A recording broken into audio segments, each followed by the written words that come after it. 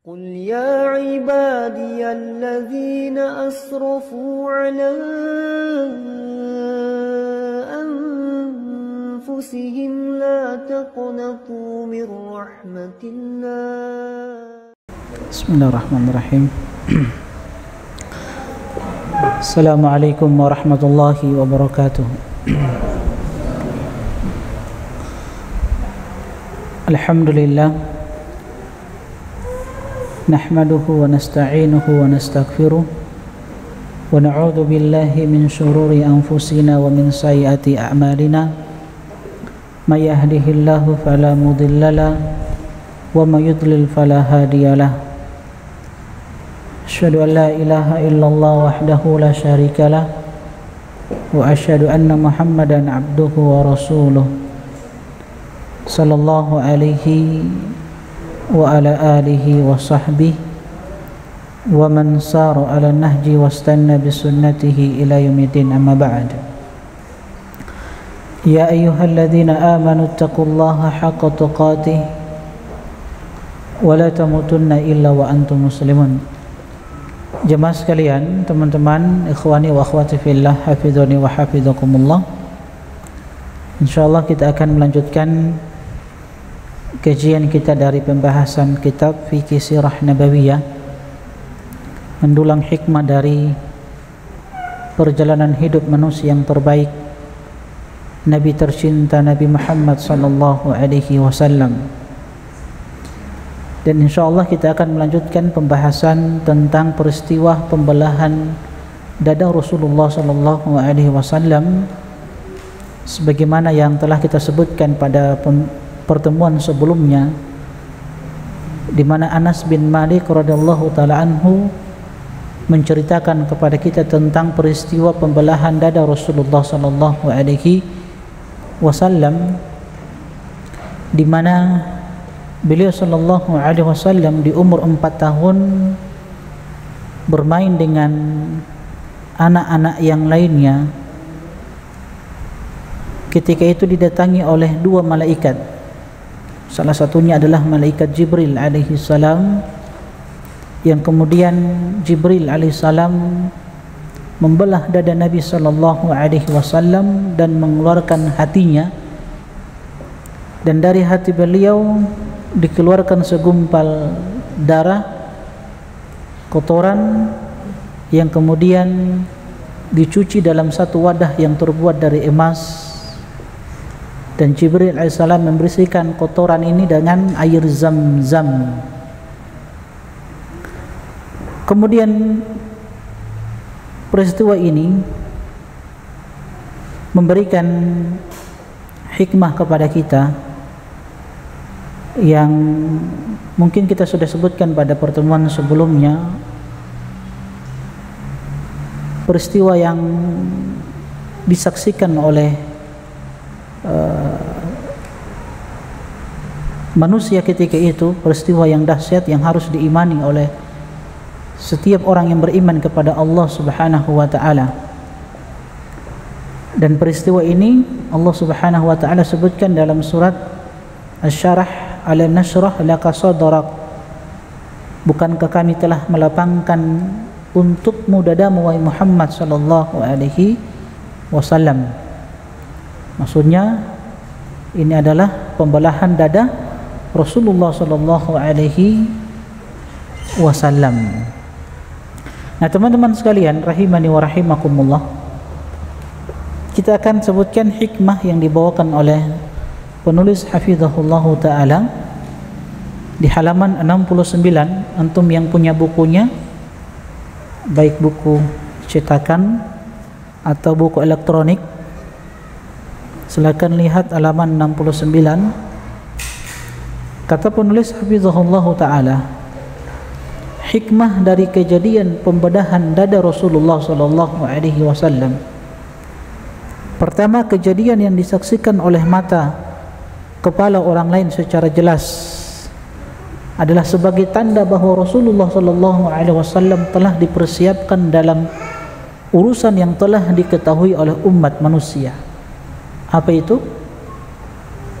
Beliau diutus sebagai seorang nabi dan Rasul untuk membawa syariat Allah Subhanahu wa taala. Bahwa telah dilakukan pembedahan dada untuk membersihkan hati Rasulullah sallallahu alaihi wasallam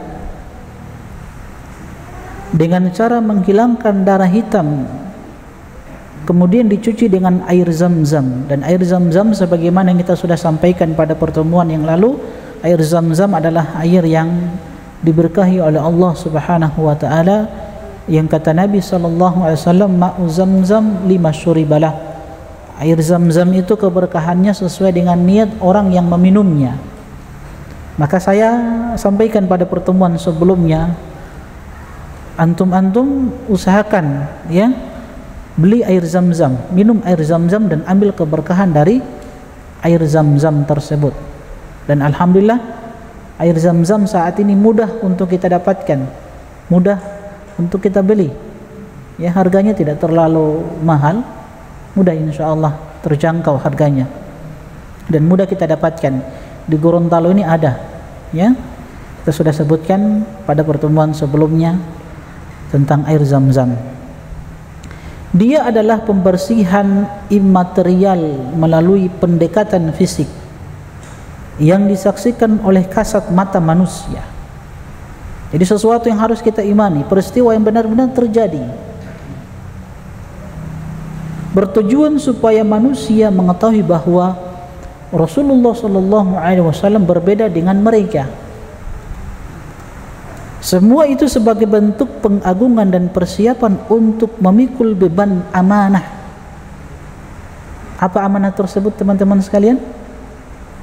Aturan dan syariat Allah Subhanahu wa taala. Ini amanah besar. Amanah yang tidak dipikul oleh makhluk-makhluk yang lainnya kecuali manusia. Bahkan amanah ini pernah Allah tawarkan kepada makhluk-makhluk Allah yang perkasa. Allah pernah tawarkan amanah ini kepada gunung-gunung, langit, tapi semuanya menolak untuk memikul amanah ini yang Allah abadikan di dalam surat Al-Ahzab ayat yang ke-72, di mana Allah berfirman, inna aradna al-amanata 'ala samawati wal ardi wal jibal fa'abainaha ayyahmilnaha wa asfaqana minha wa hamalaha al-insan. Ketika kami tawarkan amanah ini, amanah di sini kata para ulama adalah aturan dan syariat Allah Subhanahu wa taala. Perintah-perintah Allah, larangan-larangan Allah itu amanah. Nah, amanah ini Allah pernah tawarkan kepada langit yang 7, bumi, gunung-gunung yang kokoh. Fa'abaina ayyahmilnaha. Semua enggan untuk memikul amanah ini. Langit tidak mau untuk memikul amanah ini. Bumi yang kita pijaki, gunung-gunung yang kita saksikan yang begitu kokohnya, semua menolak untuk memikul amanah ini. Wa hamalahal insan. Tapi amanah ini diambil dan dipikul oleh manusia. Innahu kana zaluman jahula. Kemudian Allah sifati tentang sifat manusia, sungguh manusia itu zaluman jahulah, suka melakukan kezaliman, dan jahulah, sangat-sangat bodoh. Ini dua tabiat yang ada pada diri manusia. Apa itu? Suka melakukan kezaliman. Dan kezaliman itu kata para ulama terbagi 3. Kezaliman yang paling besar adalah kezaliman kepada Allah Subhanahu wa taala, yaitu kesyirikan, menyekutukan Allah Subhanahu wa taala, memberikan ibadah kepada selain Allah Subhanahu wa taala. Ini kezaliman yang paling besar yang Allah sebutkan, inna syirka la zulmun azim. Sesungguhnya kesyirikan itu, menyekutukan Allah itu adalah kezaliman yang sangat besar kata Allah Subhanahu wa taala.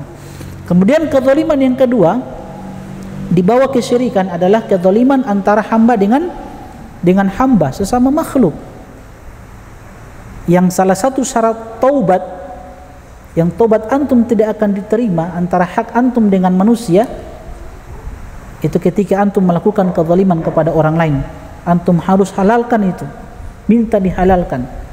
Adapun dengan Allah, ya, kalau Allah kehendaki Allah ampuni, Allah ampuni. Tapi dengan manusia itu harus minta dihalalkan. Ini kezaliman antara hamba dengan hamba. Dan kezaliman yang ketiga adalah kezaliman terhadap diri sendiri, yaitu dengan kemaksiatan yang kita lakukan, ya, itu adalah kezaliman terhadap diri sendiri, dan ini cukup bertobat kepada Allah Subhanahu wa taala. Nah, ini teman-teman sekalian tentang amanah yang Allah Subhanahu wa taala titipkan kepada manusia, yang kemudian ini dibawa oleh Rasulullah sallallahu alaihi wasallam. Jadi Nabi dibersihkan hatinya untuk memikul beban amanah syariat Allah Subhanahu wa taala, bukan semata untuk membuang sesuatu yang menjijikkan. Jadi pembersihan hati Nabi sallallahu alaihi wasallam, hati yang dimaksudkan adalah jantung Nabi sallallahu alaihi wasallam. Pembersihan ini bukan mengeluarkan sesuatu yang menjijikkan dari tubuh Nabi sallallahu alaihi wasallam. Kenapa? Karena kata penulis, Nabi sallallahu alaihi wasallam memiliki fisik yang sempurna. Antum kalau belajar kitab Syama'il Muhammadiyah, ini kan kitab yang berbicara tentang perawakan Nabi sallallahu alaihi wasallam. Nabi itu memiliki perawakan yang sangat-sangat sempurna. Dari postur tubuh Nabi sallallahu alaihi wasallam, rambut Nabi bagaimana, ya, kulit Nabi sallallahu alaihi wasallam. Jadi beliau adalah sosok manusia yang sangat memiliki fisik yang sempurna. Nah, teman-teman sekalian, inti dari hikmah yang pertama ini adalah yang perlu kita garis bawahi, bahwa Nabi sallallahu alaihi wasallam, ya, dibersihkan hatinya untuk persiapan di dalam memikul beban amanah. Maka ini juga mengajarkan kepada kita teman-teman sekalian untuk senantiasa menjaga hati. Nabi diangkat sebagai seorang nabi, rasul, ditugaskan untuk membawa risalah. Namun sebelumnya itu hati Nabi sallallahu alaihi wasallam dibersihkan dulu untuk menerima syariat Allah Subhanahu wa taala. Maka seorang muslim muslimah penting baginya untuk memperhatikan hati. Kenapa hati, teman-teman sekalian? Sebab hati itu adalah wadah ilmu, tempatnya ilmu. Ya, seseorang akan mendapatkan ilmu sesuai dengan kadar kesucian hatinya. Semakin suci hati ini, maka semakin besar ilmu yang akan masuk pada hati tersebut. Makanya kata Syekh Saleh Al-Utsaimin rahimahullahu taala, ya, seseorang itu hendaknya dia memperindah batinnya. Apa maksudnya batinnya? Hatinya. Sucikan hatinya dari segala bentuk najis-najis. Najis itu bisa syahwat dan bisa syubhat. Syahwat, dosa dan maksiat yang kita lakukan. Syubhat adalah kesyirikan, kekufuran, dan hal-hal yang bisa mengotori hati. Maka seorang muslim itu harus memperindah batinnya, sucikan hatinya dari segala bentuk-bentuk najis yang itu bisa mengotori hati. Syekh Utsaimin rahimahullahu taala, beliau mengatakan, al-qalbu wi'aun, hati itu adalah wadah. Idzam tala'a bi syai'in lam yabqa li syai'in akhar mahal. Kalau hati itu yang merupakan wadah ilmu, kalau sudah terisi sesuatu, sudah penuh dengan sesuatu, maka dia tidak akan menerima yang lainnya. Artinya kalau hati itu sudah penuh dengan ilmu, maka dia tidak akan menerima yang lainnya.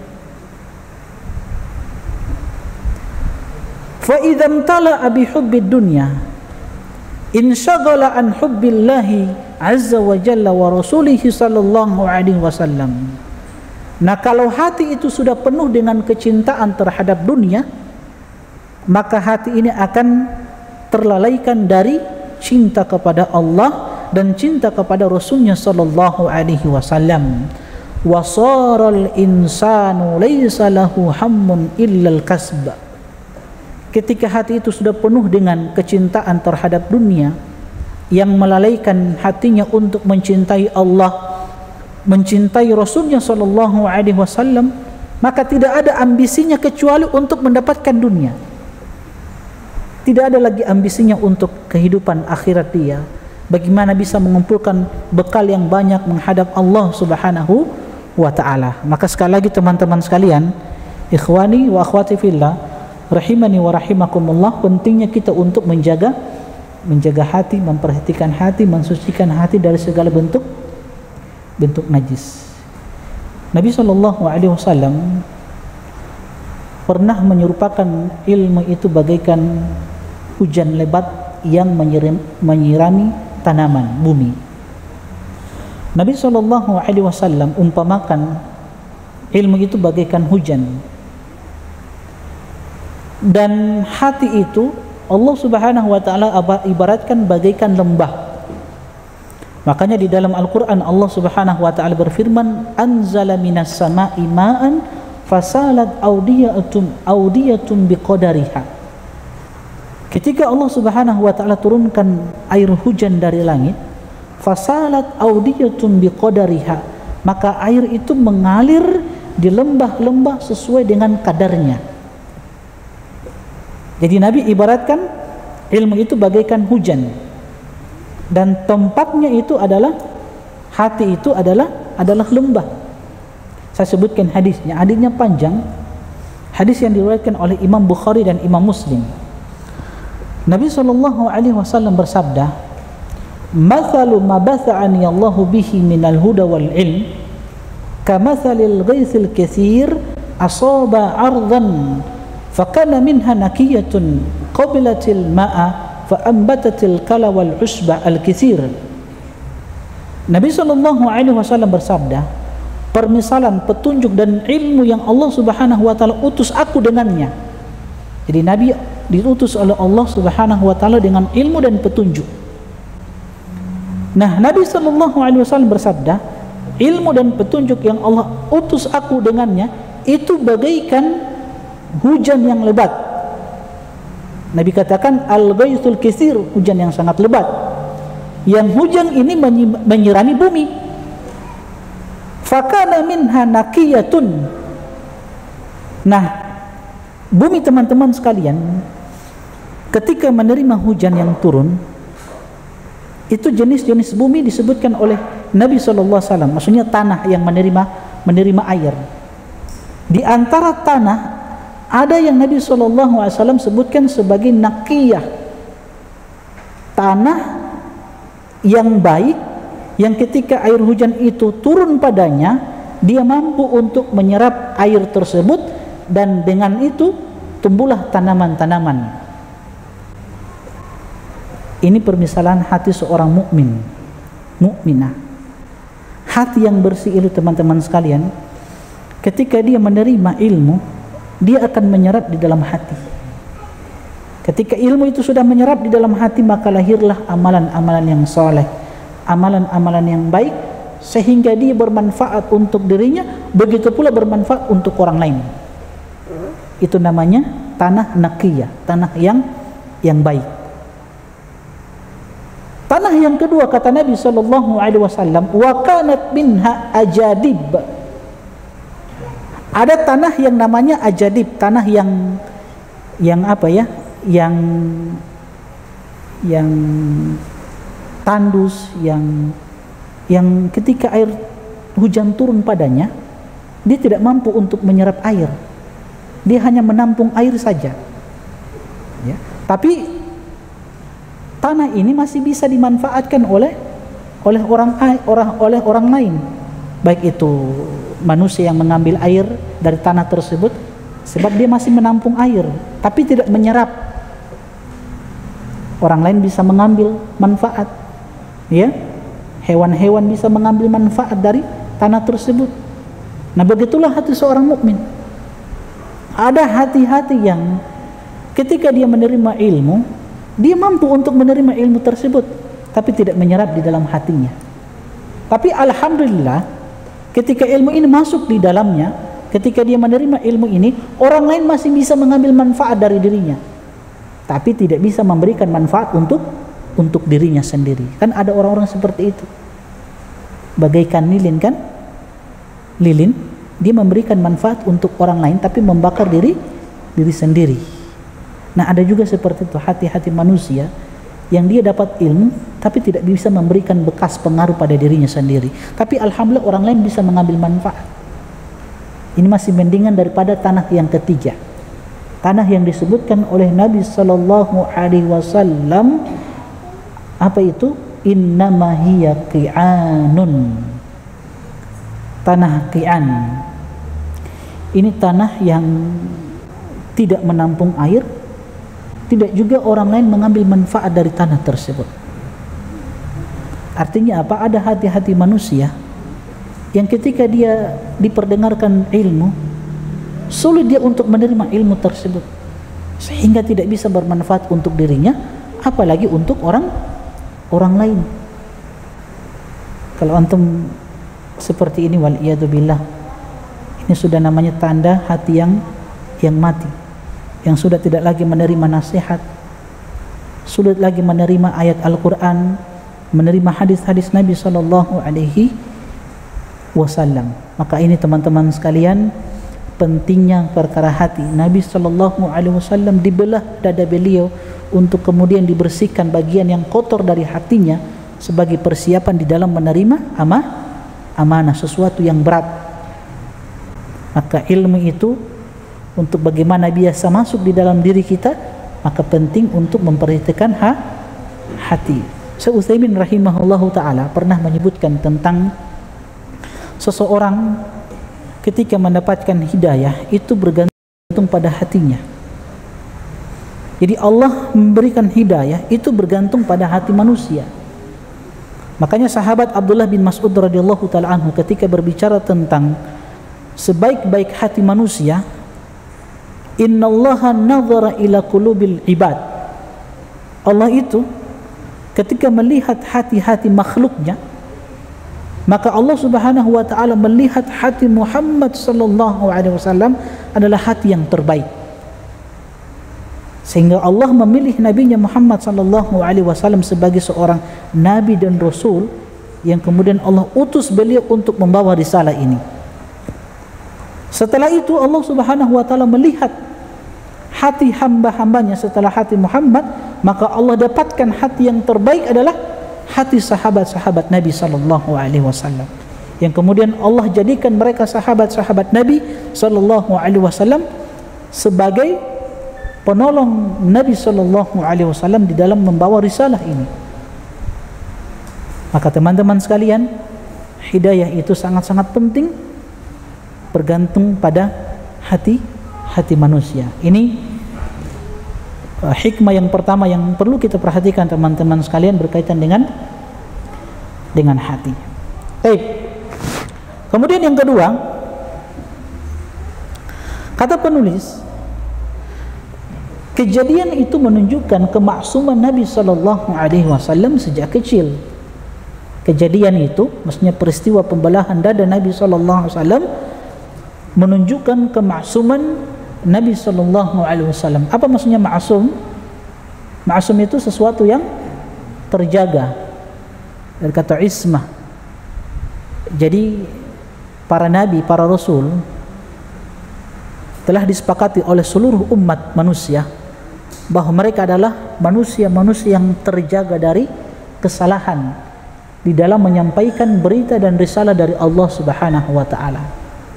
Mereka adalah orang-orang yang dijaga oleh Allah Subhanahu wa taala dari kesalahan di dalam menyampaikan risalah. Makanya risalah yang dibawa oleh Nabi kita Muhammad sallallahu alaihi wasallam adalah risalah yang sempurna.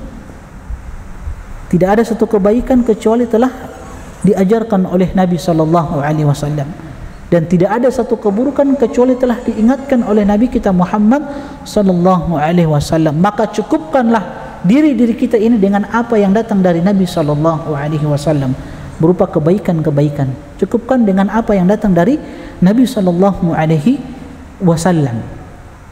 Jadi para nabi, para rasul adalah manusia-manusia yang ma'sum, yang terjaga. Nah, Nabi sallallahu alaihi wasallam ketika dibelah dada beliau sallallahu alaihi wasallam, ini menunjukkan, kata penulis apa? Menunjukkan kemaksuman Nabi sallallahu alaihi wasallam sejak kecil, karena bagian dari syaitan telah dihilangkan semenjak kecil. Hal yang menunjukkan bahwa Rasulullah sallallahu alaihi wasallam akan besar dalam kondisi tidak terdapat jatah syaitan dalam kehidupannya. Rasulullah SAW terjaga dengan pengertian yang khusus agar tampil beda dengan manusia lainnya. Ya, sekali lagi kita tekankan bahwa Nabi SAW terjaga dari kesalahan di dalam menyampaikan risalah Allah Subhanahu wa taala. Adapun kesalahan-kesalahan, kekeliruan dari Nabi SAW itu terjadi pada diri Nabi SAW. Hanya saja itu tidak berlangsung lama. Ketika Nabi SAW melakukan satu kesalahan, langsung ditegur oleh Allah Subhanahu wa taala. Langsung ditegur. Contoh pada peristiwa apa? Seorang sahabat yang buta datang kepada Nabi SAW, ingin belajar ilmu agama, ingin mensucikan dirinya. Kemudian Nabi SAW berpaling dari sahabat tersebut. Kemudian turun surat apa? Surat Abasa wa Tawalla. Itu salah satu kesalahan, kekeliruan Nabi SAW. Ya, manusia biasa beliau, tapi kesalahan itu tidak berlangsung lama, langsung ditegur oleh Allah Subhanahu wa taala. Adapun kita, ya, selain dari Nabi SAW, kita tidak maksum. Keluarga-keluarga Nabi tidak maksum. Yang maksum itu hanya para nabi, para rasul, itu yang maksum. Adapun keluarga mereka tidak maksum. Jadi ketika ada seorang nabi yang diutus oleh Allah Subhanahu wa taala untuk membawa risalah, maka jangan anggap bahwa keluarganya itu harus maksum. Tidak. Ibrahim alaihissalam seorang nabi dan rasul, tapi keluarganya ada yang kafir. Siapa? Bapaknya sendiri. Nabi Nuh alaihissalam. Nabi Nuh, siapa yang kafir? Ya, istri dan anaknya. Nabi Lut, siapa yang kafir? Ini keluarga-keluarga terdekat. Nabi kita Muhammad SAW, betul beliau maksum, tapi keluarganya tidak terjamin. Buktinya Abu Talib mati dalam keadaan kafir. Ini kan paman Nabi SAW, seayah dan seibu. Kan ada paman-paman Nabi SAW, tapi tidak seayah dan seibu dengan bapak beliau SAW, Abdullah. Nah, Abu Talib ini paman beliau yang seayah dan seibu dengan bapak beliau siapa? Abdullah, Abu Talib dan Zubair. Ini 3 orang yang bersaudara, satu ayah satu ibu. Adapun Abu Lahab dan paman-paman yang lain Nabi SAW, yaitu tidak seayah dan tidak seibu dengan bapak beliau, hanya seayah saja. Siapa lagi? Abu Lahab, keluarga terdekat dengan Nabi SAW. Abdullah bin Abi Umayyah, sepupu Nabi SAW, keluarga terdekat Nabi SAW. Ya, jadi keturunan Nabi SAW itu tidak ada yang ma'asum. Jadi jangan bangga, ya, merasa sok anggap keturunan Rasulullah SAW, cucu Nabi SAW yang digelari dengan Habib. Ya, tidak ada jaminan. Tidak ada jaminan, teman-teman sekalian. Karena yang ma'asum itu hanya siapa? Hanya Nabi SAW.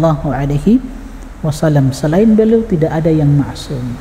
Ya, itu perkara yang harus kita tanamkan dalam diri kita. Yang terpenting itu bagaimana kita mengamalkan apa yang dibawa oleh Rasulullah SAW. Jadi selain Nabi itu tidak ada yang ma'asum. Setiap dari kita punya jin qarin yang senantiasa mendampingi kita, yang memerintahkan pada hal-hal yang dimurkai oleh Allah Subhanahu wa taala. Bukankah Nabi SAW pernah bersabda, "Ma minkum min ahadin illa waqad ukila bihi qarinuhu minal jin." Tidaklah setiap dari kalian, kata Nabi SAW, kecuali telah diutus kepadanya jin qarin yang mendampingi dia, yang senantiasa memerintahkan dia untuk melakukan keburukan, yang memerintahkan dia untuk melakukan kesesatan. Maka sahabat-sahabat bertanya, "Wala anta ya Rasulullah?" Sekalipun anda ya Rasulullah? Kata Nabi, iya. aku pun diutus padaku seorang jin qarin. Tapi kata Nabi SAW, innallaha a'ani alaihi fa aslama. Hanya saja Allah Subhanahu wa taala telah membantu diriku dengan cara mengislamkan jin tersebut. Fala ya'muruni illa bi khairin. Maka qarin ini, jin ini, tidaklah memerintahkan diriku kecuali kebaikan. Jadi setiap dari kita ada qarin. Nah, qarin ini yang selalu membisikkan kepada kita untuk melakukan kemaksiatan. Ini Imam Nawawi katakan, ini peringatan dari Nabi SAW untuk kita senantiasa berhati-hati dari namanya syaitan, iblis. Sebab dia selalu mengawasi kita. Bahkan diutus pada diri kita seorang jin yang senantiasa memerintahkan kepada kita untuk melakukan keburukan, kemaksiatan.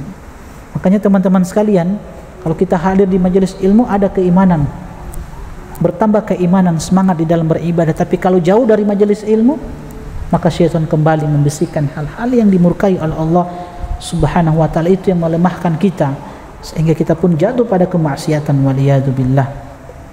Nah, teman-teman sekalian, rahimani wa rahimakumullah, kata Ibnu Hajar rahimahullahu taala di halaman 70, kata beliau tentang kisah ini, wa kana hadza fi zamanin tufuliyah. Peristiwa ini terjadi di masa kecil Nabi SAW. Di umur berapa? Umur 4 tahun. Kita sudah sebutkan pada pertemuan yang lalu bahwa peristiwa pembelahan dada Nabi SAW itu terjadi pada diri Nabi sebanyak 3 kali. Di umur 4 tahun, ketika beliau masih diasuh oleh Halimah As-Sa'diyah radhiyallahu taala anha. Kemudian di umur 10 tahun, dan peristiwa yang ketiga sebelum beliau mengalami peristiwa Isra dan Mi'raj. Sebelum mengalami peristiwa ini, Jibril kembali datang kepada Nabi SAW untuk kembali membersihkan hati Nabi SAW. Ya. Ini sekali lagi teman-teman sekalian, pentingnya untuk memperhatikan hati. Makanya Nabi SAW mengatakan at-taqwa hahuna, ketakwaan di sini, ya, ketakwaan itu di sini, di dalam hati. Ini isyarat dari Nabi SAW untuk senantiasa kita memberikan perhatian yang besar terhadap hati ini. Apa kata Ibnu Hajar rahimahullahu taala tentang kisah ini? Terjadi pada masa kecil Nabi SAW. Fanasha'a ala akmalil ahwali minal ismati minasyaitan.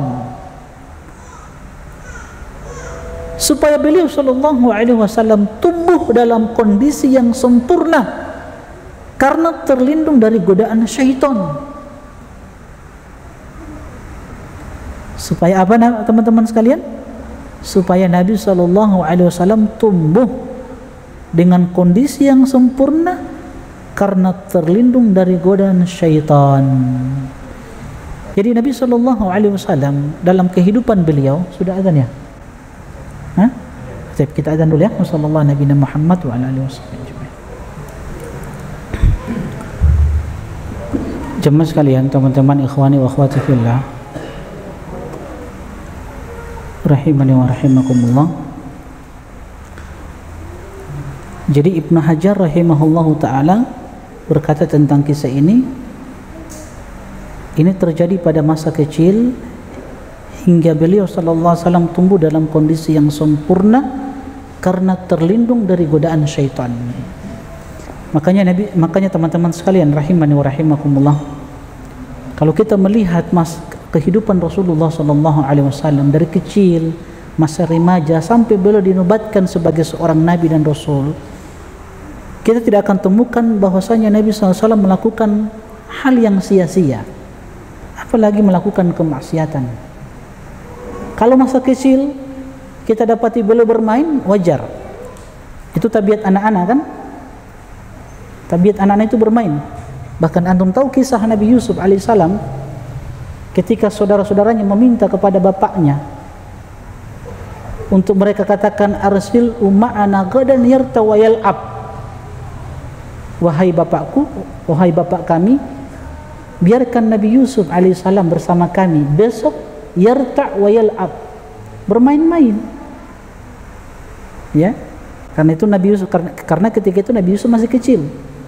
Wa inna lahu lahafidhun, biar kami yang akan menjaga Nabi Yusuf alaihissalam.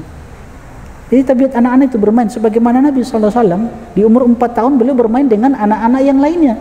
Maka datang 2 malaikat, Jibril alaihissalam, untuk membelah dada Nabi SAW. Jadi kalau dapat anak-anak kita yang lagi bermain, ya sudah, biarkan mereka bermain. Sudah tabiat mereka seperti itu. Dia minta mainan, wajar, kasih. Tabiat mereka, jangan larang. Ya, cuma yang anehnya kalau sobat jenggot, baru minta mainan, itu bahaya. Itu tidak wajar lagi itu. Sobat jenggot menuntut ilmu, bermain lagi, bermain game maksudnya. Itu cuman kebiasaan anak-anak seperti itu. Jelas ya? Maka Nabi SAW di masa remaja beliau tidak melakukan sebagaimana anak-anak muda Mekah, hura-hura, apalagi minum khamar. Nabi SAW tidak pernah menyembah patung selama hidup beliau SAW. Nah, Nabi SAW pernah bercerita kepada kita, beliau itu hampir saja melakukan hal yang diharamkan oleh Allah Subhanahu wa taala. Namanya manusia. Cuman beliau apa? Beliau adalah sosok manusia yang maksum, terjaga dari kesalahan. Jadi Nabi SAW pernah bercerita kepada kita, ma hamamtu bima kana ahlul jahiliyati yahummuna bihi illa marataini minad dahri kilahuma ya'samuni Allahu ta'ala minhuma.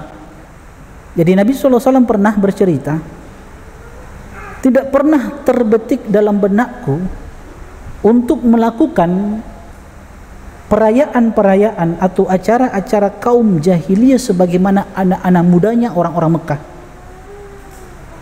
kecuali ada 2 perkara yang pernah terbetik dalam hatiku dan hampir aku lakukan. Itu pun aku dijaga oleh Allah Subhanahu wa taala. Nah, kemudian beliau bercerita panjang hadisnya, saya ringkaskan saja. Jadi Nabi SAW pernah satu malam beliau itu bersama dengan seorang pemuda Quraisy sedang mengembala kambing. Maka Nabi SAW mengatakan kepada pemuda ini, jaga kambing ini. Aku ingin melakukan apa yang dilakukan oleh pemuda-pemuda Mekah. Aku ingin begadang, kata Nabi SAW, sebagaimana orang-orang Quraisy begadang di malam hari. Maka Nabi SAW berjalan, belum mendapati salah satu rumah dari rumah-rumah yang ada di Mekah. Dan Nabi SAW melihat ada orang yang sedang asik-asiknya, ramai, manusia berkumpul, nyanyi-nyanyi di situ, joget-joget di situ. Maka Nabi SAW mengatakan, mahada, acara apa ini? Maka dikatakan kepada Nabi SAW, fulan tazawwaja fulanah li rajulin min Quraisyin. Ada fulan menikahi fulana binti fulan dari seorang Quraisy. Maka mereka sedang asik-asik dengan apa? Dengan nyanyian, suara, alat-alat musik.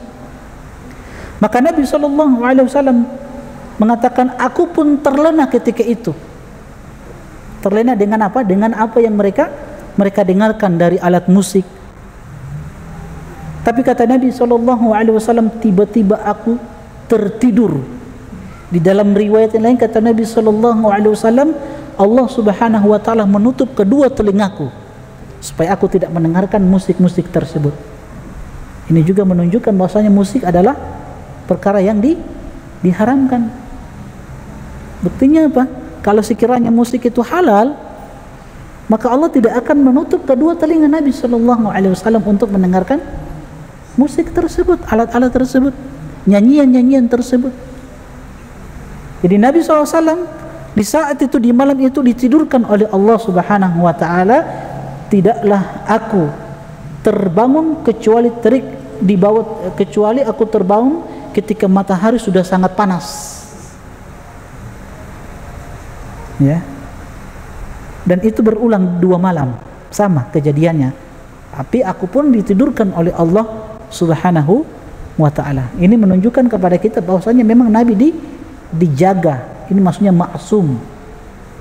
Adapun kesalahan-kesalahan kecil, dosa-dosa kecil, itu pernah terjadi, tapi langsung ditegur oleh Allah Subhanahu wa ta'ala. Tapi kemaksuman di dalam menyampaikan risalah, di dalam menyampaikan syariat Allah Subhanahu wa ta'ala, itu terjaga, tidak pernah salah dan tidak pernah keliru. Jelas? Makanya kita jangan pernah melakukan ibadah-ibadah baru di dalam agama yang kemudian kita anggap itu sesuatu yang baru. Kenapa? Sebab tidak ada satu kebaikan kecuali telah diajarkan oleh Nabi sallallahu alaihi wasallam, dan tidak ada satu keburukan kecuali telah diingatkan oleh Nabi sallallahu alaihi wasallam. Contoh Maulid Nabi yang kita sampaikan pada pertemuan yang lalu. Kalau sekiranya itu baik, ya, maka itu tentunya akan diajarkan oleh Nabi sallallahu alaihi wasallam. Bagaimana cara membantah mereka? Tanya dulu. Apapun itu, entah itu Maulid Nabi ke, mau itu Isra Mi'raj ke, apapun itu, ibadah-ibadah baru di dalam agama kita, tanya dulu. Tanya, apakah ini ibadah atau maksiat? Kalau dia katakan maksiat, sudah selesai perkara. Kalau dia katakan ibadah, susul dengan pertanyaan selanjutnya. Apa pertanyaan selanjutnya? Nah, katakan kepada orang tersebut, kepada ahlu bid'ah, siapapun dia, mau dia imam, tanya dengan pertanyaan ini. Ini senjata antum ini. Kalau antum tidak hafal dalil-dalil, tanya dengan pertanyaan ini. Tanya, ibadah ini diketahui oleh Nabi atau tidak? Kalau dia katakan ibadah ini tidak diketahui oleh Nabi sallallahu alaihi wasallam, maka sungguh dia telah menuduh Nabi berkhianat di dalam menyampaikan risalah. Selesai masalah. Tapi kalau dia katakan apa? Oh, ini kan diketahui oleh Nabi sallallahu alaihi wasallam, maka susul dengan pertanyaan selanjutnya. Apa pertanyaan selanjutnya? Apa pertanyaan selanjutnya? Apa? Kalau diketahui oleh Nabi, hati burhanakum, mana dalilnya? Selesai. Tidak ada dalil, ya sudah, selesai masalah, selesai debat.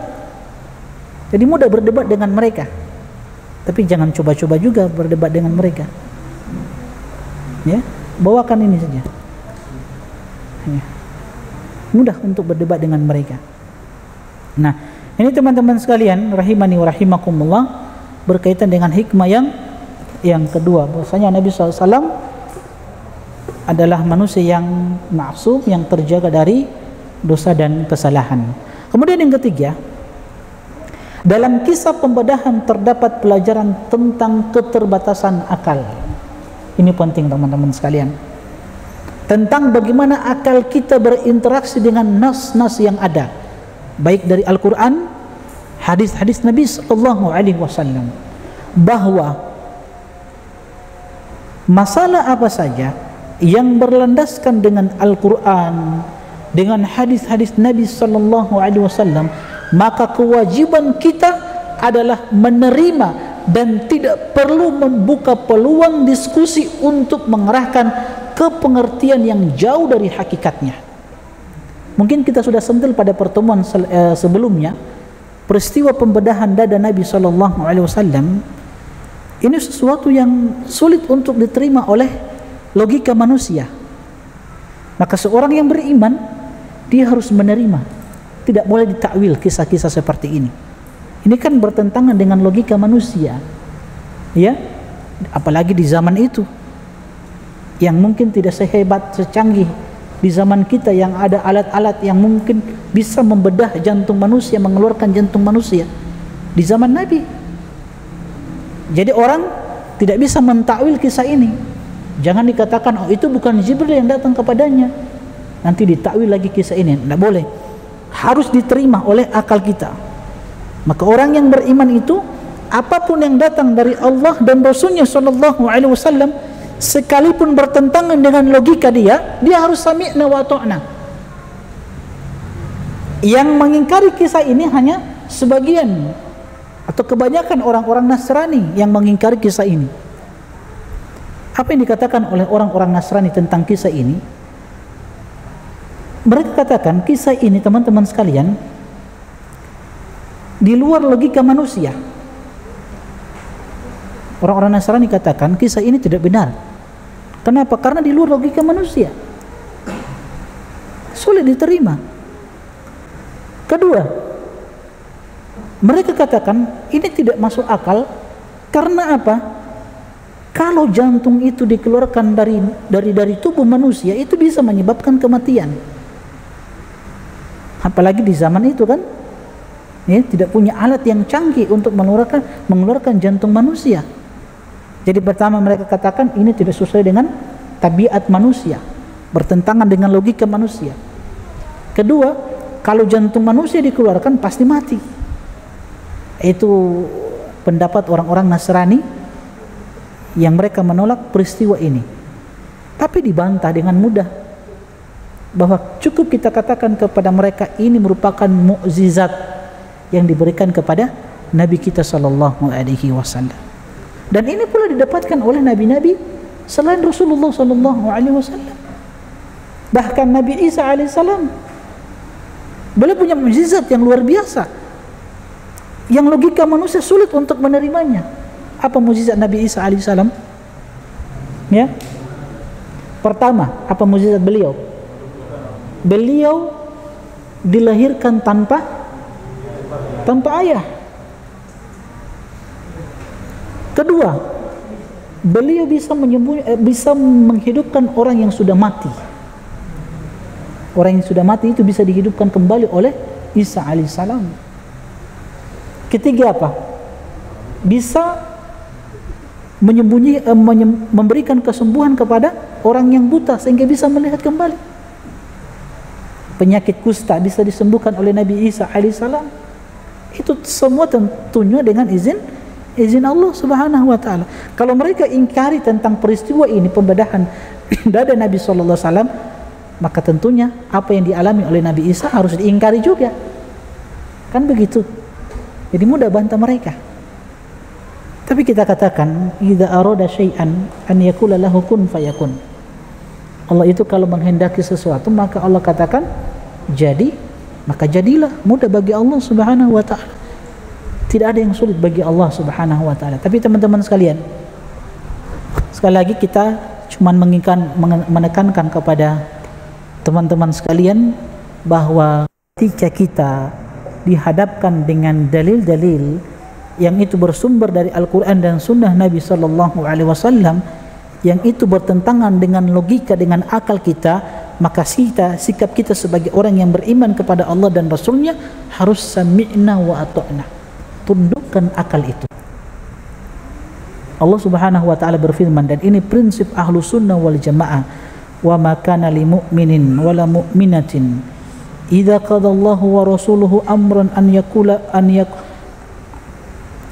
wa ma kana li mu'minin wala mu'minatin idza qadallahu wa rasuluhu amran an yakuna lahumul khiyaratu min amrihim.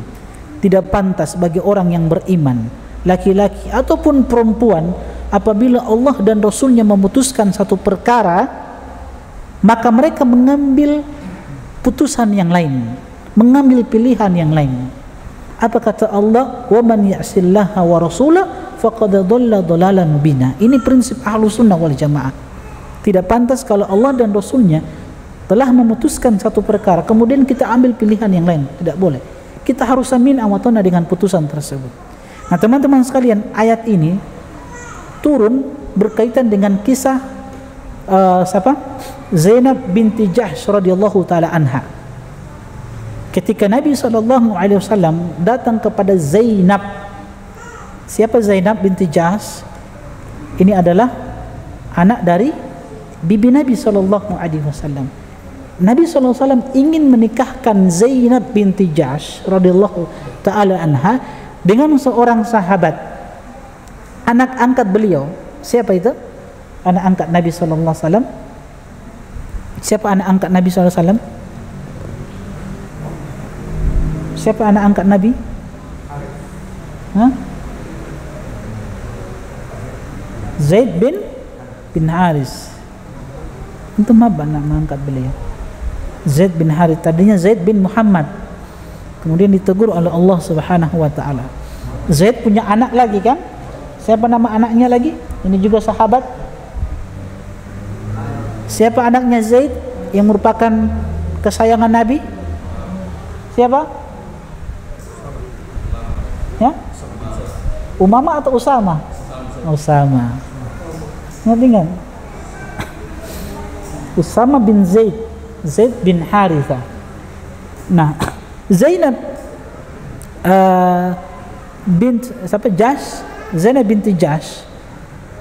Nabi ingin menikahkan beliau dengan Zaid bin Harithah. Maka Nabi SAW datang kepada Zainab. Nabi katakan, aku ingin menikahkan engkau dengan Zaid bin Harithah. Tapi Zainab menolak.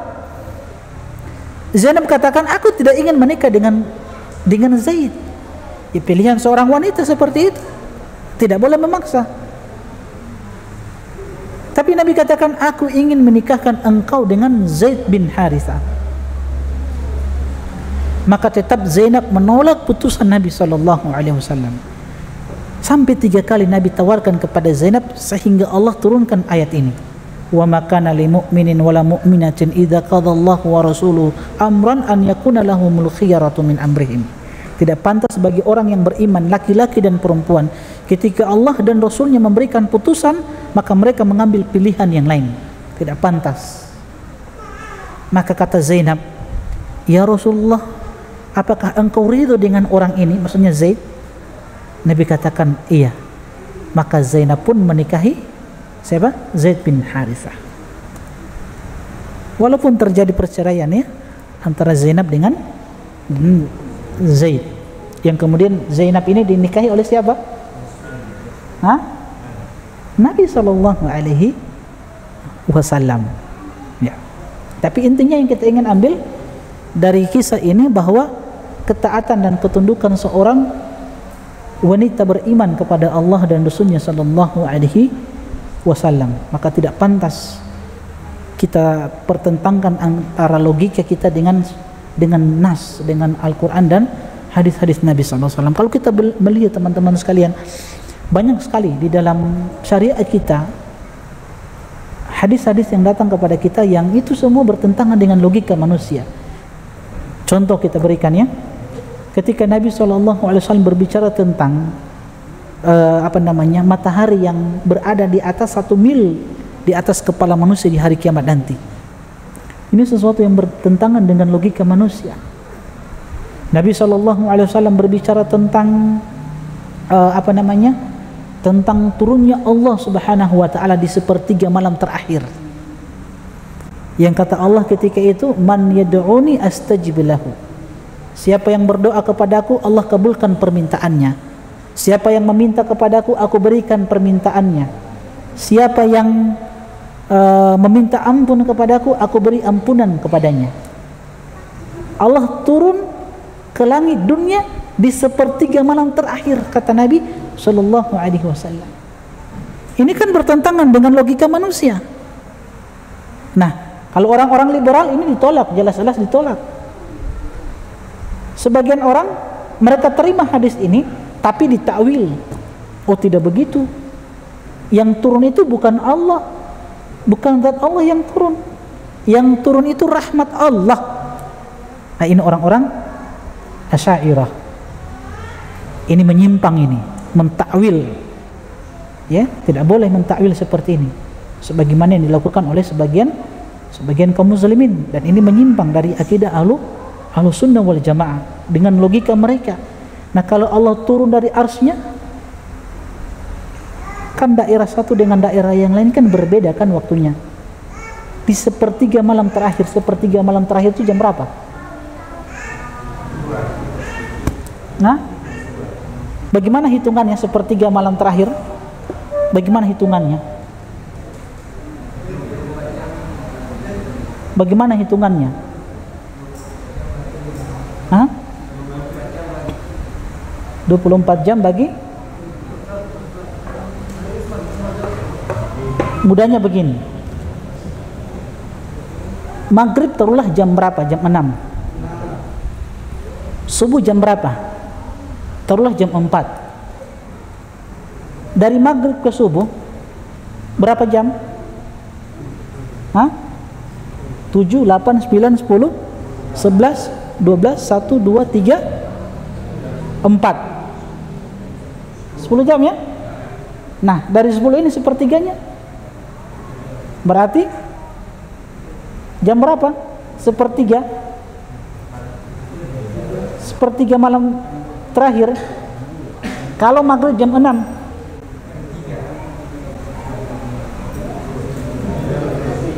ya? Setengah apa? Sepertiga. 10 jam kan semuanya. Dari jam 6 sampai jam 10 kan? Ya? Kenapa setengah 3? Sepertiga. Sepertiga terakhir jam 1. Jam 1. Kan 10 jam toh? Iya, sepertiga terakhir.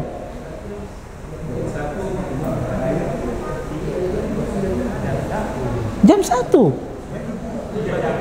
Kan dibagi 3. Kan dari jam 6 toh? 7, 8, 9, 10, 11, 12. Jam 1. 1 lebih sedikit. Sepertiga terakhir. Nah, pertanyaannya, jam 1 antum sedang apa? Jam 1 itu turunnya Allah ke langit dunia. Ini waktu yang paling utama untuk sholat malam. Sepertiga malam terakhir Allah turun ke langit dunia. Siapa yang berdoa Allah kabulkan. Siapa yang meminta Allah berikan permintaannya. Siapa yang meminta ampun Allah berikan ampunannya. Masih diperdebatkan ini jam 1. Hah? Masih diperdebatkan. Nah, sekarang maghrib jam berapa? Ya? Setengah 6. Setengah 6 ya? Setengah 6. Subuh jam berapa? Masuk waktu subuh jam berapa? Setengah 5. Taruhlah setengah 5. Berarti sepertiga malam terakhir jam berapa sekarang? Hah? Setengah 1. Kira-kira lagi berapa tuh orang itu setengah 1?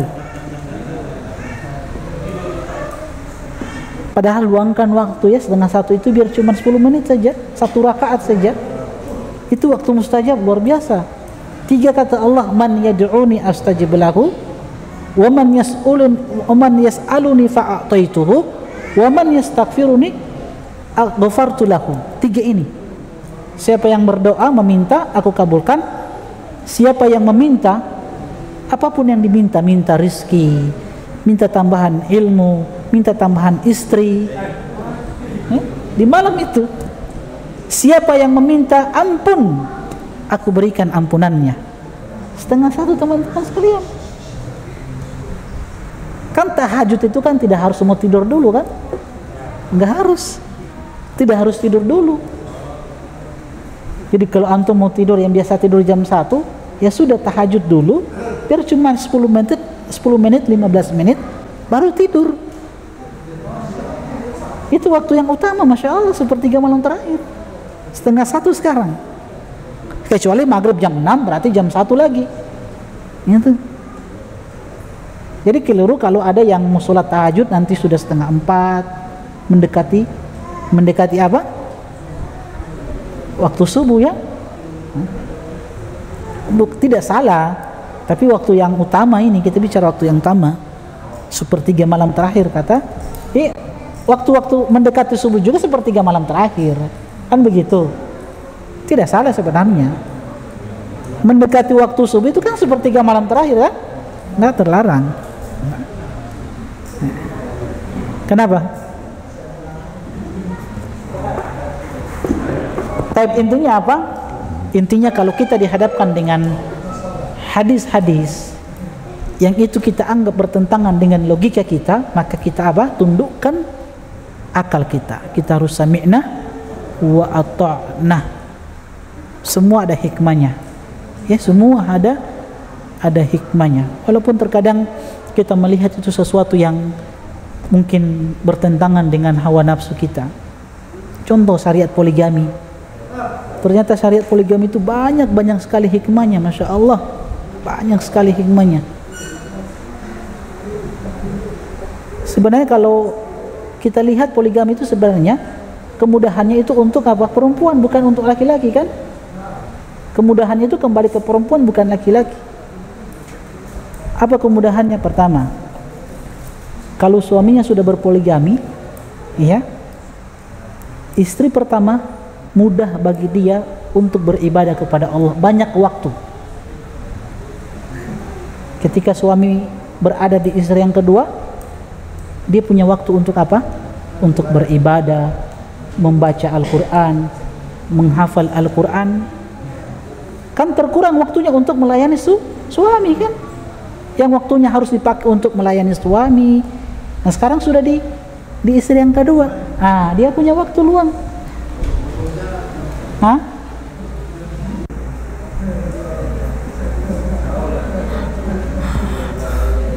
Maka harus tundukkan hawa nafsu itu. Harus sami'na wa ata'na. Ya. Baik, kita lanjutkan, kita baca. Apa kata penulis? Dalam masalah seperti ini telah banyak orang yang tersesat karena telah mengagungkan akalnya, seperti orang-orang liberal. Lalai dari kewajiban seorang muslim terhadap nas-nas syar'i.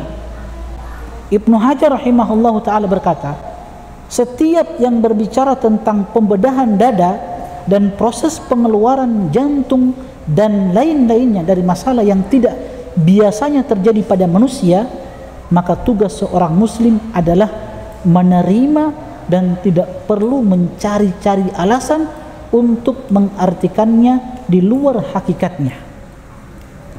Makanya Imam Az-Zuhri rahimahullahu ta'ala mengatakan, ini prinsip ahlu sunnah, minallahi azza wa jalla risalah, dari Allah syariat itu diturunkan, wa ala rasulil balagh, kewajiban seorang rasul adalah menyampaikan risalah tersebut, wa alaina taslim, dan kewajiban kita pengikut Muhammad sallallahu alaihi wasallam adalah at-taslim.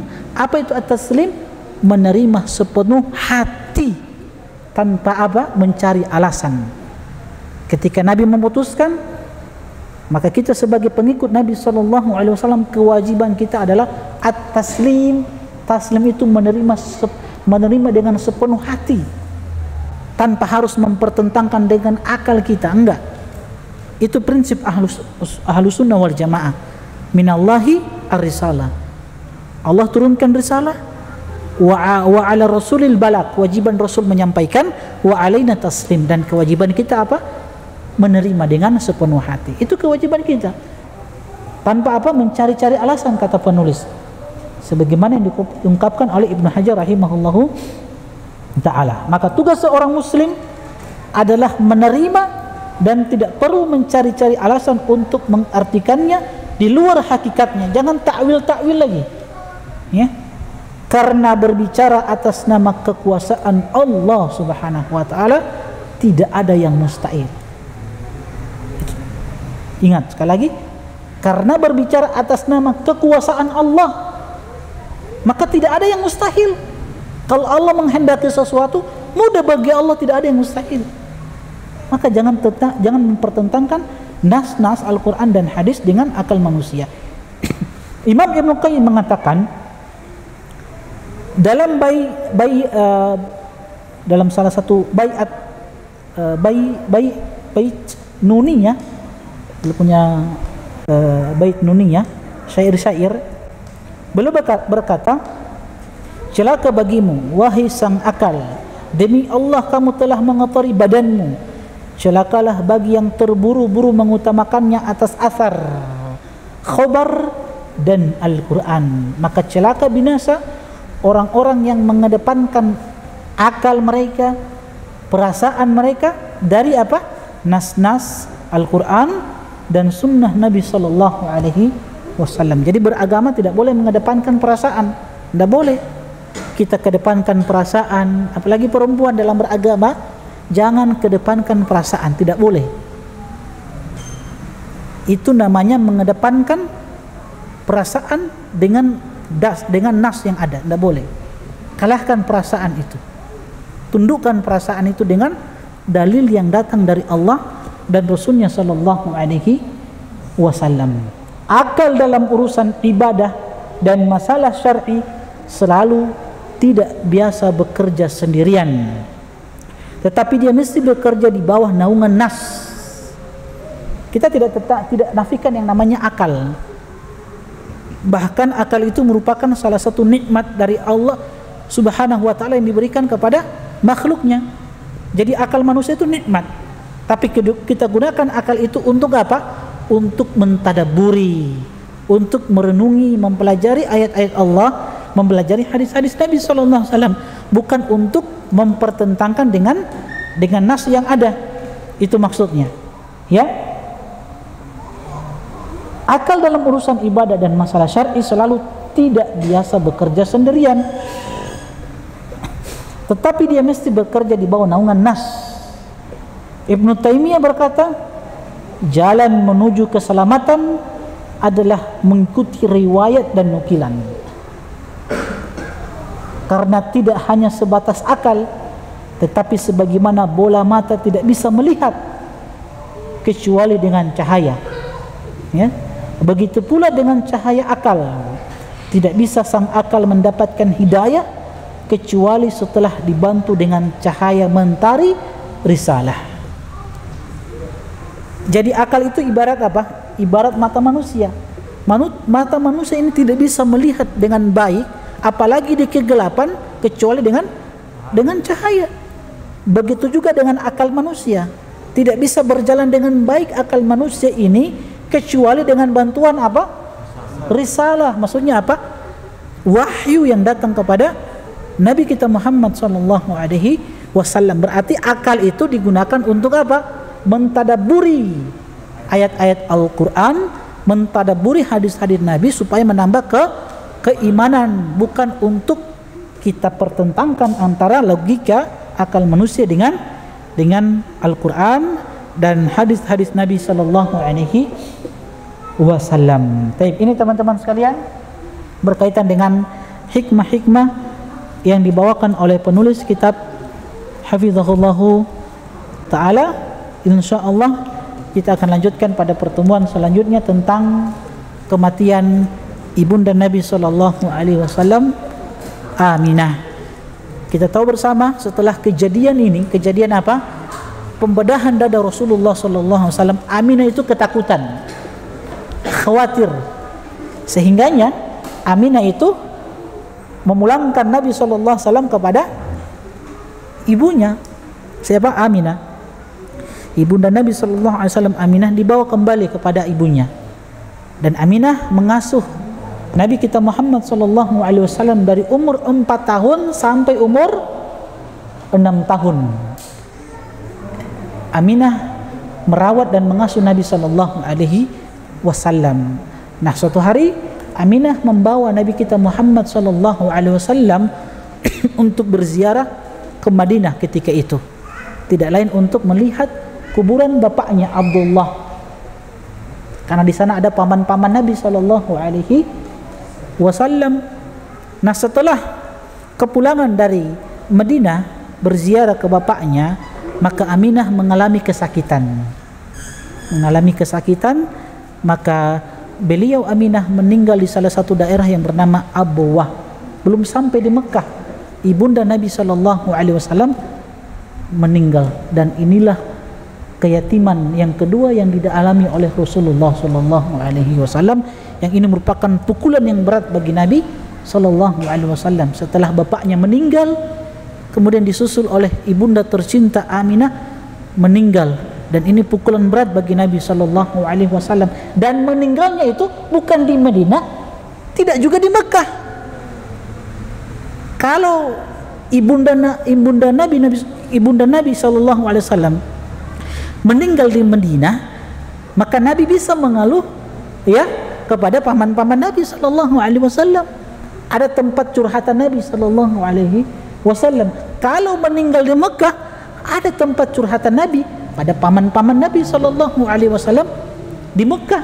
Kalau di Madinah, di Mekah. Kalau di Madinah, paman-paman Nabi dari saudara-saudara kakek Nabi sallallahu alaihi wasallam. Kan begitu. Ini meninggalnya di antara Mekah dan Madinah. Makanya pukulan yang berat bagi Nabi sallallahu alaihi wasallam. Tapi sudah sunnatullah bahwa orang-orang yang bertakwa itu semakin tinggi ketakwaan dan keimanan dia, maka semakin besar ujian. Makanya Nabi SAW bersabda, asyadul bala al-anbiya. Manusia yang paling berat ujiannya adalah para nabi. Thummal amsal fa amsal. Kemudian orang setelah mereka, orang-orang soleh, orang-orang semisal dengan mereka. Ini kata para ulama, semakin besar keimanan dan ketakwaan kita, semakin besar ilmu kita, maka semakin besar ujian kita. Jadi antum jangan menganggap ketika kita sudah belajar, duduk di majelis ilmu, mendengarkan Al-Quran, hadis Nabi sallallahu alaihi wasallam, antum jangan menganggap bahwa kita akan lepas dari yang namanya ujian. Harus diuji antum. Kita semua harus diuji. Ada sebagian orang ketika dia mendapatkan hidayah, dia hijrah, dia beranggapan ketika dia sudah mendapatkan hidayah, duduk di majelis ilmu, dekat dengan Allah, dia lepas dari yang namanya ujian. Hilangkan itu, hilangkan image seperti itu, bahwa yang namanya hijrah, semakin kita mendekatkan diri kepada Allah, semakin besar ujian kita. Ada ujian, entah itu ujian dari istri kita, ya, ujian dari anak-anak kita, ujian dari keluarga kita, orang tua kita, paman kita, teman-teman dekat kita. Yang jelas kita pasti diuji.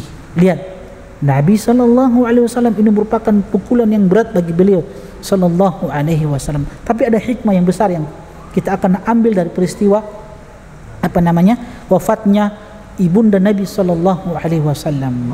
Salah satu hikmah besar yang kita harus ambil, ini tidak disebutkan oleh penulis.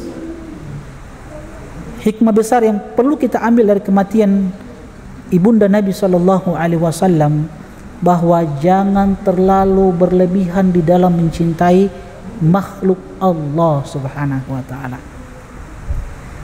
Kalau mau mencintai seseorang, cintai sekedarnya saja.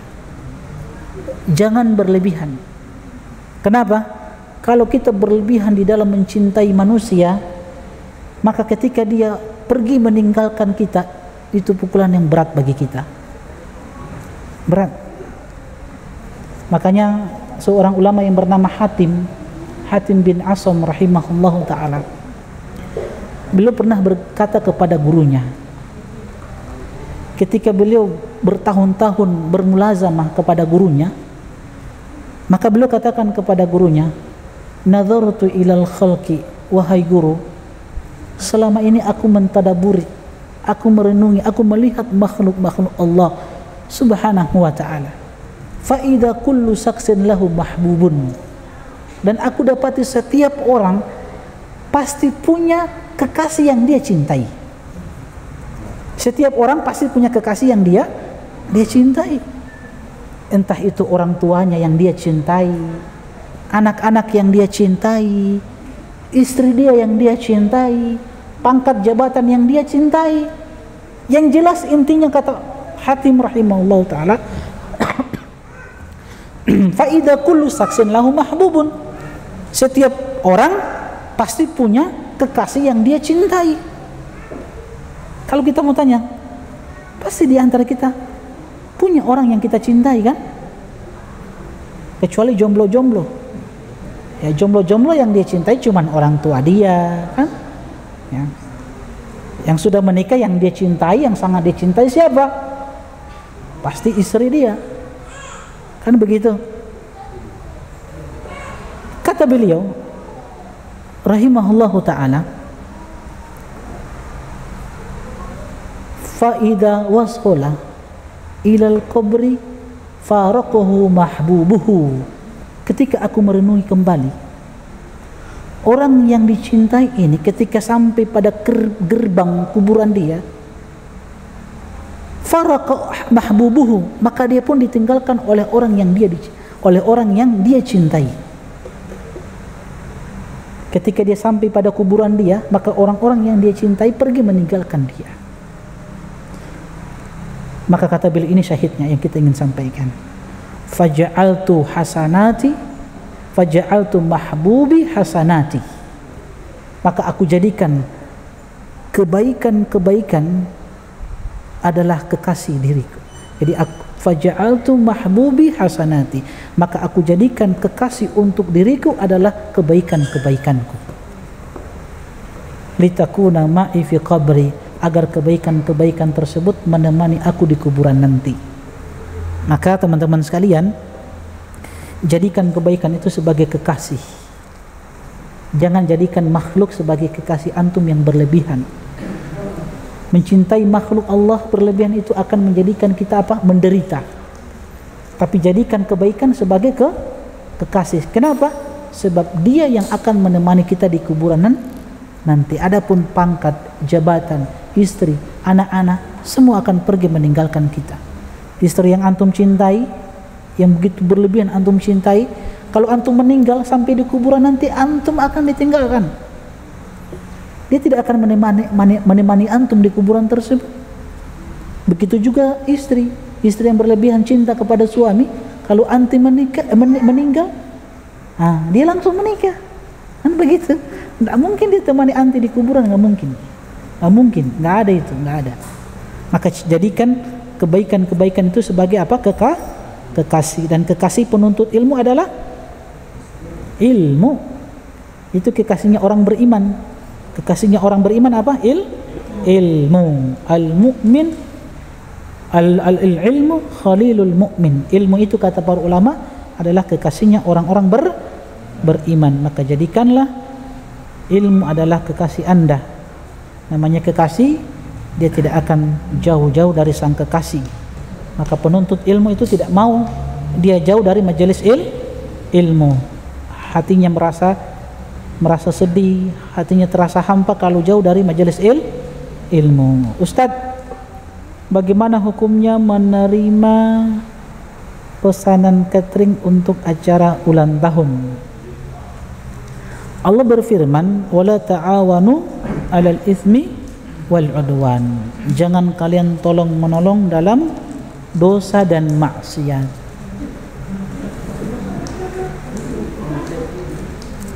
Ulang tahun itu dosa atau maksiat? Dosa atau maksiat?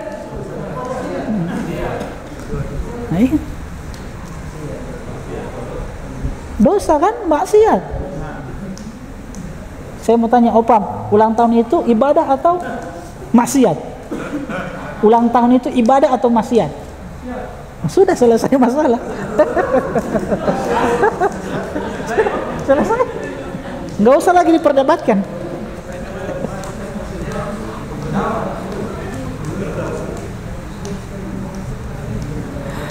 Itu, antum tanya dulu ibadah atau maksiat. Kalau dia bilang maksiat, ya sudah selesai. Maka tidak boleh antum berta'awun tolong-menolong dalam masalah dosa dan maksiat. Nah sekarang kalau antum diantar makanan, kalau diantar makanan bagaimana sikap antum? Ya? Antum di rumah tiba-tiba orang datang dikasih makanan nasi kuning taruhlah, ya, nasi kuning. Antum tidak tahu dari mana ini, ya sudah gas makan. Bagaimana kalau antum tahu? Ya kita kembalikan hukum ininya, makanannya, zat makanannya. Hukum asal dari makanan itu haram atau tidak? Hah? Halal kan? Ya. Tapi lebih baik antum tinggalkan. Itu lebih menjaga hati. Ya. Tapi kalaupun dikasih ya sudah, bismillah makan. Ya. Yang jelas zat makanannya halal. Kalau zat makanannya halal ya silakan.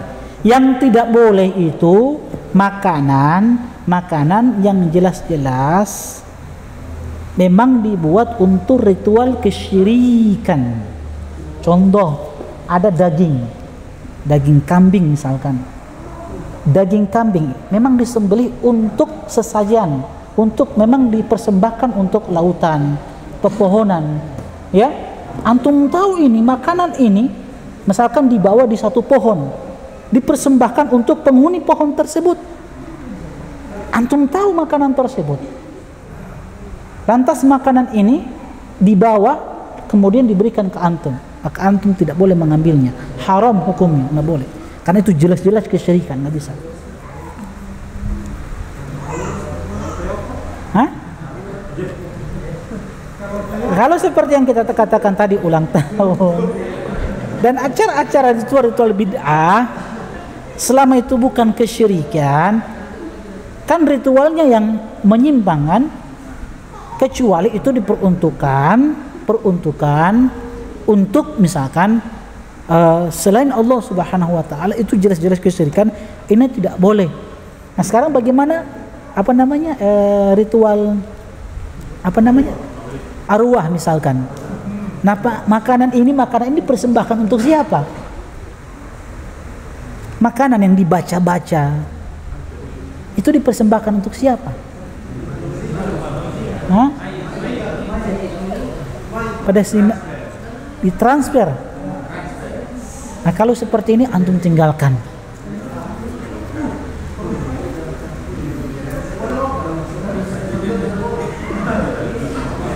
Arwah. Saya mau tanya Pak Cobo, apa?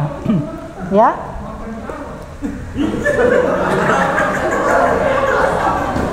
Oke, tanya dulu.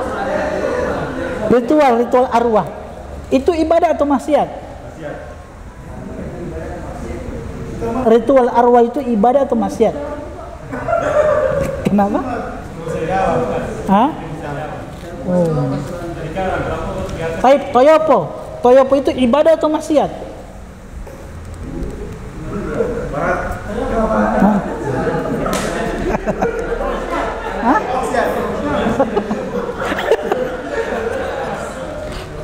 Tiopo yang bilang, bukan saya.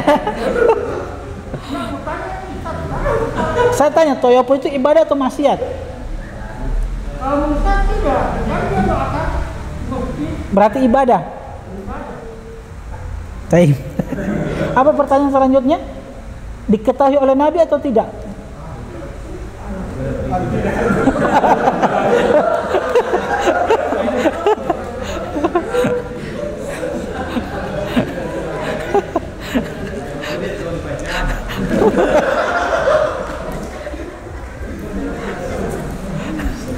Baik.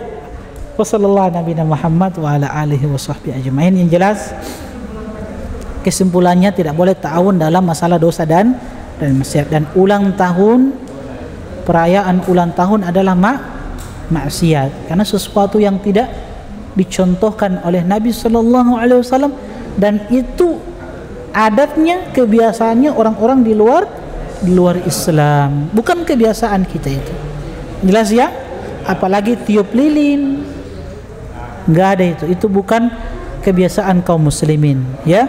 Itu kebiasaan orang-orang di luar Islam, apalagi dengan keyakinan tertentu. Subhanakallahumma bihamdik, asyhadu an la ilaha illa anta, astaghfiruka wa atubu ilaik. Assalamualaikum warahmatullahi wabarakatuh.